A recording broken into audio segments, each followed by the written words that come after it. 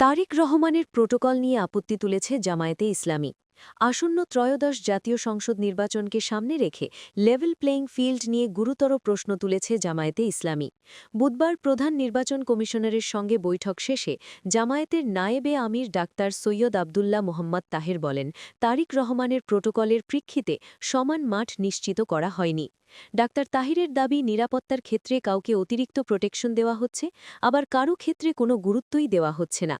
নির্বাচনের সময়েও যদি এ ধরনের প্রোটোকল অব্যাহত থাকে তাহলে তার লেভেল প্লেয়িং ফিল্ডকে মারাত্মকভাবে ব্যাহত করবে বলে মন্তব্য করেন তিনি। এছাড়া দ্বৈত নাগরিকত্ব ইস্যুতেও দলভেদে প্রার্থীদের ভিন্ন ভিন্ন সুযোগ সুবিধে দেওয়ার অভিযোগ করেন জামায়াত নেতা। তিনি আরও বলেন, বিগত ৫৪ বছরে দেশে কোনো নির্বাচনই শতভাগ সুষ্ঠু হয়নি। ১৯৯১ ও ২০০১ সালের নির্বাচন তুলনামূলকভাবে কিছুটা গ্রহণযোগ্য হলেও অন্য নির্বাচনগুলো প্রশ্নবিদ্ধ। এই অভিযোগের বিষয়ে নির্বাচন কমিশনের পক্ষ থেকে এখনও আনুষ্ঠানিক কোনো প্রতিক্রিয়া পাওয়া যায়নি।